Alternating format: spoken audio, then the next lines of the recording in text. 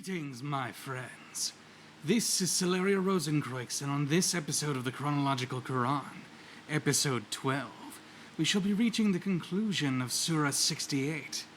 Now, as the text on the screen actually says itself, we have a little bit of groundwork to lay out before we actually continue on to the Surah itself. We must acknowledge that Ayat 48 through Ayat 50 were actually added at a later date, after Muhammad and his followers were already living in Medina. Apparently the surah that were delivered earlier needed stories added in order to make them more compelling, because this is the second time in the traditional chronology that this occurs. Ayat 17 to 33 of this same surah are considered as later additions as well, and at the very least that earlier passage smoothly transitions into Ayats 34 through 41. So it seems, at least from what I can see so far, like great care was taken to ensure that the inserted passages were relevant to the material they were supplementing. Now, without further ado, let us continue on to the actual content of the Quran.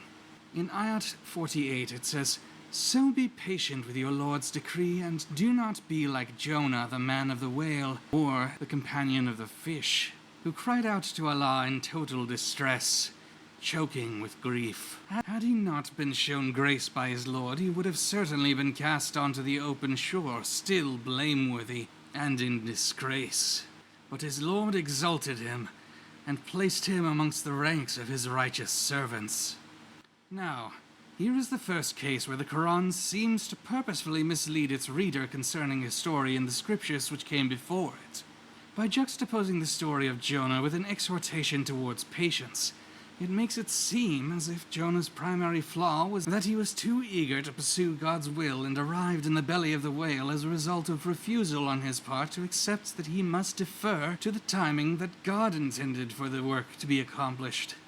While this certainly makes the lesson fit in well with the previous passage, which says that Allah is intending to deliver judgment upon the people of Mecca in due course when the timing is right, it sweeps under the rug the fact that Jonah was actually rebellious and attempted to run away from the duty that God imposed upon him by asking him to go to Nineveh and work in his name.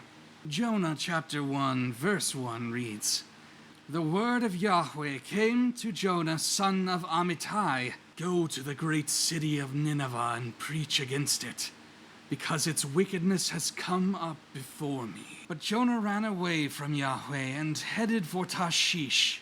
He went down to Joppa, where he found a ship bound for that port, and after paying for the fare he went aboard and sailed for Tarshish to flee from Yahweh. When he was cast into the sea, it was because he recognized that he had done wrong, and sought to see that those who he had made his traveling companions might survive, even though he would be required to perish as a result. The sea was getting rougher and rougher, and so they asked him, "What should we do to make the sea calm down for us?" "Pick me up and throw me into the sea," he replied, "and it will be calm. I know that it is my fault that this great storm has come upon you." Now, one might be tempted to suggest that the impatience that the passage implies Jonah showed is actually in his delivery from the great fish which God delivered him unto, especially given it mentions him crying out in distress, which seems to be directly referencing Jonah too. However, if one reads the entirety of that passage, it will become clear that this is not what is being related. From inside the fish, Jonah prayed to Yahweh his God. He said, "In my distress I called to Yahweh, and he answered me. From deep in the realm of the dead I called for help, and you listened to my cry. You hurled me into the depths, into the very heart of the seas, and the currents swirled about me. All your waves and breakers swept over me. I said, I have been banished from your sight, yet I will look again toward your holy temple. The engulfing waves threatened me. The deep surrounded me. Seaweed has wrapped around my head. To the roots of the mountains I sank down.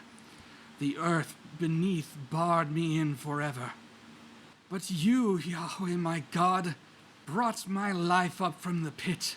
When my life was ebbing away, I remembered you, Yahweh, and my prayer rose to you, to your holy temple. Those who cling to worthless idols turn away from God's love for them. But I, with shouts of grateful praise, will sacrifice to you. What I have vowed I will make good, and I will say, salvation comes from Yahweh. And then Yahweh commanded the fish, and it vomited Jonah onto dry land. This is a prayer for repentance and of wholehearted submission to God's will. Where previously he had rejected the role of prophet and fled from his Lord, as he traveled the deep in the bowels of the monstrous creature God had sent to swallow him up, Jonah turned towards him with devotion, and in so doing he was given grace and provided deliverance. This is not a story of impatience whatsoever. It is a story of rebirth. With the second to last ayat of this surah, number 51, we continue on to see the disbelievers would almost cut you down with their eyes when they hear you recite the reminder and say, "He is certainly a madman. Indeed, he is mad." But it is simply a reminder to the whole world, to all the alameen, mankind and the jinn.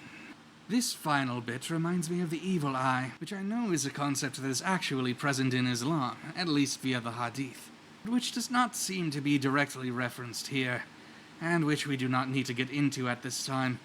Once again, we have Muhammad being accused of being crazy. This seems to be a bit of a running gag, or at the very least a theme. Anyway, the implication is that what Muhammad is saying should be something that everyone already knows, which reinforces the previous passage's insistence that everything the unlettered prophet is saying is supposed to be common sense knowledge available to everyone. And the only issue is that people are rebellious and have walked away from the knowledge accessible to earlier generations. With this, we close out Surah 68. Next time we shall continue on to the next surah, which Tanzil suggests to me should be Surah 73. I shall look forward to speaking to you again at that time, and thank you for the time that you have spent listening to me thus far. This has been Celeria Rosencreux, and I bid you all farewell.